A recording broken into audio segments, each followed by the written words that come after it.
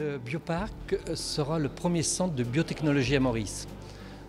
À titre d'exemple et pour prendre un exemple assez proche, Biopolis est le bioparc, c'est-à-dire c'est une plateforme d'intelligence et de compétences qui est située à Singapour. Cette plateforme a su réunir pratiquement 40 entreprises, dont 10 centres effectivement de recherche.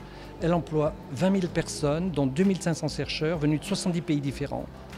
Donc c'est une vraie économie. Je pense qu'il était important de réunir à Maurice sous un même toit, c'est-à-dire ici à Sokota Phoenicia, toutes ces entreprises pour favoriser les échanges et pour avoir une meilleure visibilité.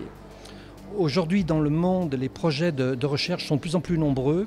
Le outsourcing s'accélère et je pense qu'il y a une véritable carte à jouer pour Maurice, ne serait-ce qu'également que pour répondre à une demande qui est aussi une demande des étudiants et des universitaires qui un jour aimeraient bien pouvoir travailler dans leur propre pays.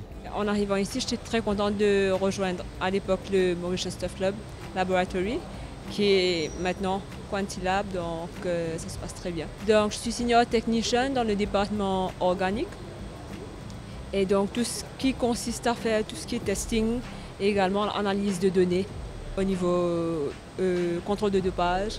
Alors les projets de recherche, ça veut dire, émanent de tous les pays du monde en fait, et notamment des multinationales qui, je vous le disais tout à l'heure, outsourcent de plus en plus des petits morceaux de recherche pour des raisons de gain de temps, et pas pour des raisons de coût comme on peut le croire. Il faut aller vite, les défis sont de plus en plus nombreux, c'est de plus en plus d'argent et cette notion de temps est très très importante. Et puis chaque pays a des spécificités particulières. Je vous rappelle qu'à Maurice on a une malheureuse spécificité, c'est le diabète et les maladies cardiovasculaires.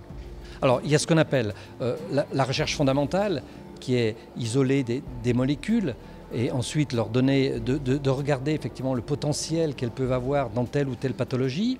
C'est ce qu'on appelle la recherche fondamentale. Et puis ce que vous appelez la recherche appliquée, après c'est le développement de cette molécule dans cette pathologie avec une partie préclinique et une partie clinique et jusqu'à la commercialisation.